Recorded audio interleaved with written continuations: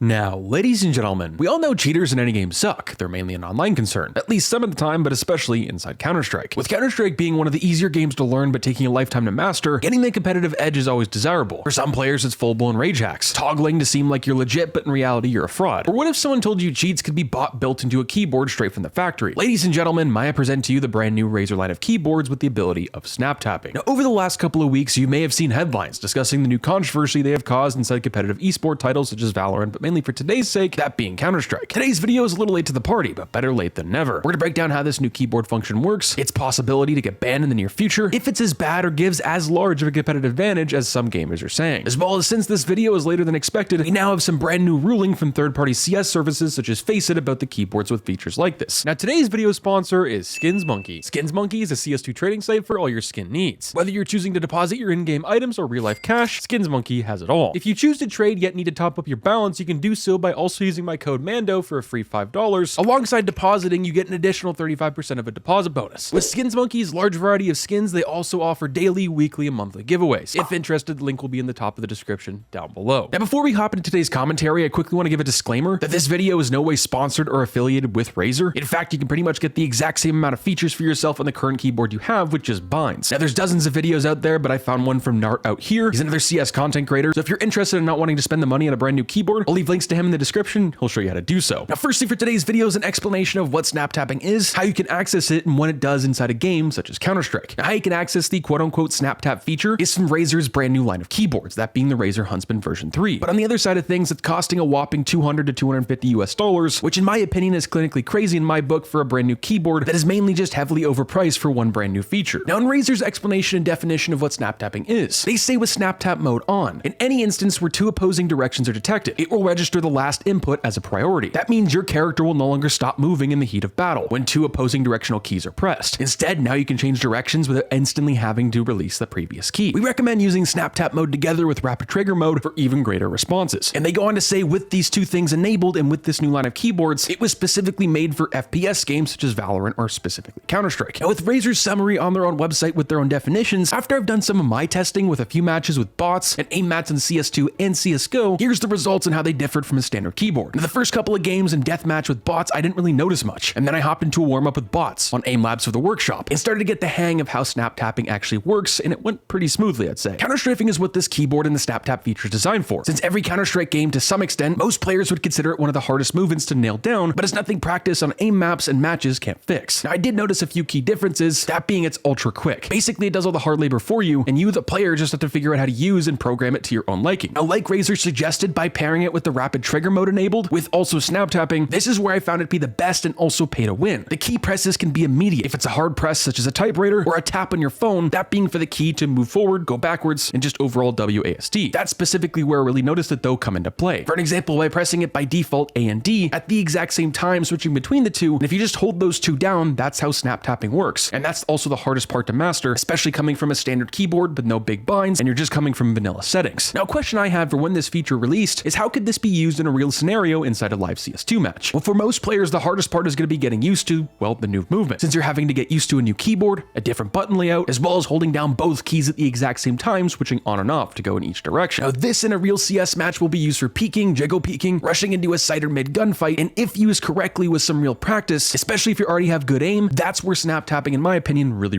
shines. So unless you're a player who's got a few thousand hours under their belt, experience with movement that's built into the game with decent aim already, if you don't have that, I honestly wouldn't really consider this keyboard, let alone this feature. Now, it's not to say you're not going to get better with it or instantly see a change. You will. It's just going to take maybe a little bit more time than it would prior. Now, in my opinion, like we just mentioned, this can also hurt you from learning the sprays, learning not to move and shoot, especially as a new player, maybe just to the Counter-Strike franchise overall. But for higher skilled players, this can help you very much more with strafing, moving while shooting, since you already know certain timings and sprays in certain situations you're about to enter. Now, with the snap tapping and rapid trigger mode explained, I now want to discuss the possible bans this could cause alongside the new ruling of this keyboard for pro play, since this keyboard and feature is technically considered a bind in most players and, well, most tournament organizers' eyes. But like we just mentioned, since it's built into the keyboard, there's lots of gray area, uncharted territory that we've yet to discover. Just until yesterday, Faceit and other third-party services had their new ruling, where this keyboard will be allowed going forward except for ESEA and ESL Pro League Open qualifiers. Now, after the explanation of this brand new snap tapping and rapid trigger mode feature, a question that's been trending around the CS community as well as in my comment section is this keyboard and overall function pay to win? Now technically on paper, yes it is. But I'm gonna go out and say right now that it's not worth the $200 you're gonna pay for an overpriced piece of plastic, to where in reality, if you want to try this out and use it for free, you can with your current keyboard. All you have to do is buy, well, using binds. I also will mention that it's rumored that Razer was in talks with Valve to make sure it was okay for, well, use inside Counter-Strike 2, but we can't be 100% certain with how secretive Valve really is. Now, what do you guys think down below? Do you guys think this keyboard should be allowed inside Counter-Strike 2 and other games such as Valorant? It has been rumored and there has been some possible bans handed out by Riot Games for Valorant for using a keyboard or binds like this, but Valorant really isn't the game where it has its main feature as counter-strafing, where other games such as Counter-Strike, well, that's the main T and top priority in winning a gunfight. With that being said, I'll catch you guys in the next one. Stay positive, stay sexy. I'm out, guys. Peace.